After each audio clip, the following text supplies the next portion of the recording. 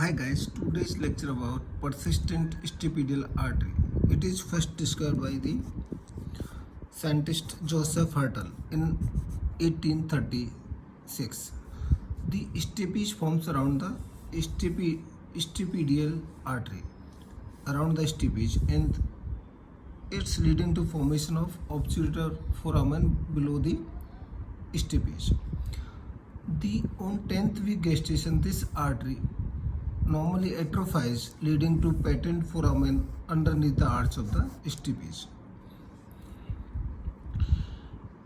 If this artery persists, it arises from the petrous part of internal carotid artery, mostly vertically posterolaterally, traverse the Jacobson's canal along the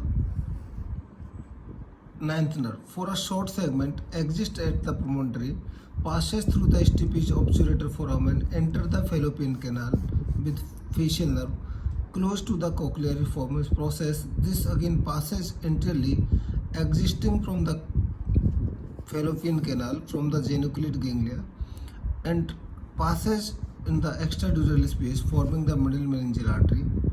So this is the course of the persistent stapedial artery. If you see this artery, this is the common carotid artery, this is internal carotid artery, it's petrous part. Posterolaterally on petrous intercarotid, this proximal part of this is the stapedial artery. So this passes in the obturator foramen below the stapes. It's arises from the second pharyngeal part. It's arises from the second pharyngeal arch artery. It is second pharyngeal arch artery, which proximal part is hyoid artery. So the proximal part of this stapedial artery is called hyoid artery because it's arises from the hyoid artery, which ultimately arises from the petrous part of the internal carotid artery. It's ultimately arises from the second pharyngeal arch artery. So this passes obturator foramen. This again at the level of geniculate ganglia. It exists from geniculate ganglia from the fallopian canal. Upper division goes in the extradural, form the middle meningeal artery. The lower division form the maxillomandibular division, which form the two arteries, mandibular artery and infraorbital artery. This mandibular artery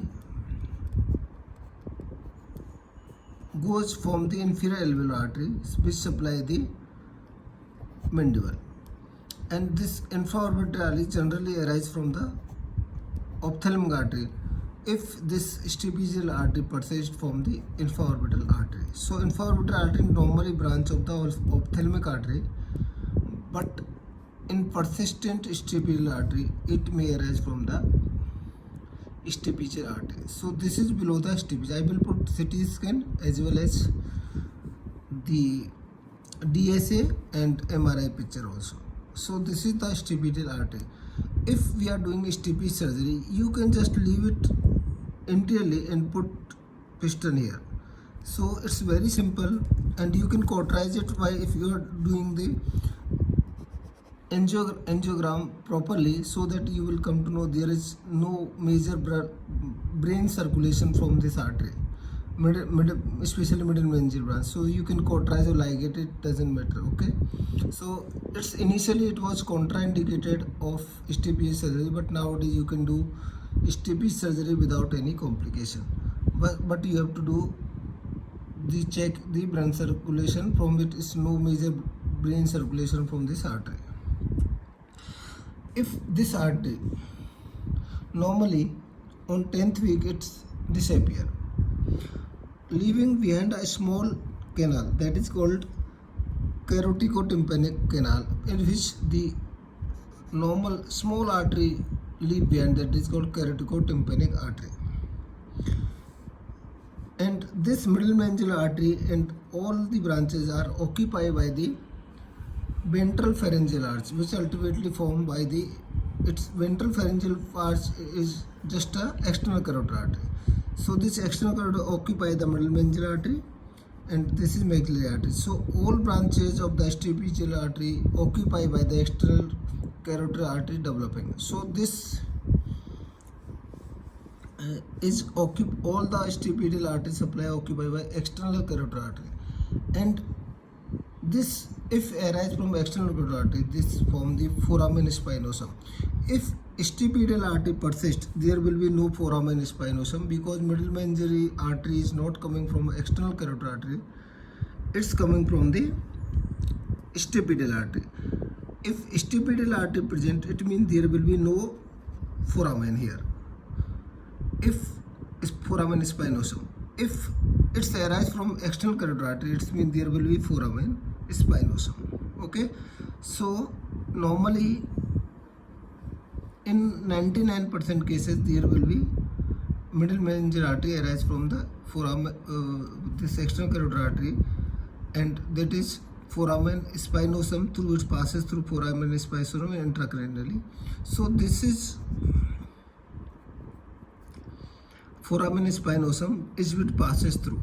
So in there is no stipedial artery, so there will be foramen always.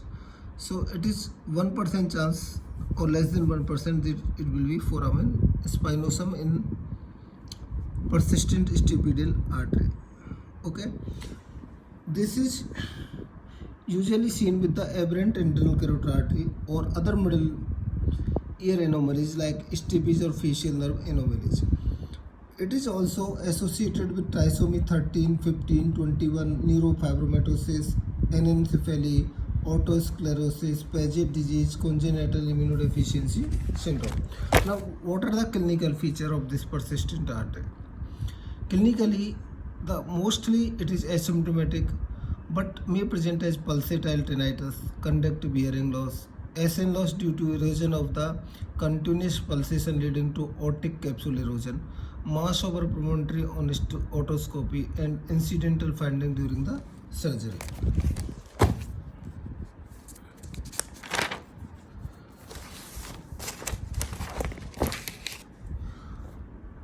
And now radiographically what you see, the small canaliculus posterolateral to eye shape on petrous part, you can see the linear soft tissue density over the promontory, enlarged facial canal, because there is it's occupied by the double that stipedial artery canal, or its separate canal parallel to fallopian canal and tympanic part. You can see double fallopian canal on tympanic segment. Aplastic or hypoplastic foramen spinosum, there will be no foramen spinosum, and characteristic appearance is the coronal plane as the snail eye appearance or third eye appearance. You can see there is third eye. I will put the CT scan here. It's called third eye appearance because it's formed as, you can see, two eye formed by the labyrinthine tympanic segment and third eye formed by this stipedial artery on CT scan. The presence of PSA causes perioperative concern like stipage surgery, like bleeding, brain ischemia, or facial nerve palsy. Facial nerve will mostly not occur because facial nerve is not supposed to supply by the stipedial artery. Initially it was thought so. So it is supplied separately by the stylomastoid artery or ICA branches. So this is not supplied by the stipedial, even though stipedial artery is present. So there will be no ischemia or no facial palsy. After DSA or MRI angiogram or stipedial artery should be done, or if you see there is no major brain supply, or no, you can coagulate or cauterize this artery. Even if incidentally finding a stipage surgery, just leave it as such and put piston behind or above it. That it doesn't matter, or you can cautery if required. So it is not a contraindication of stipage surgery.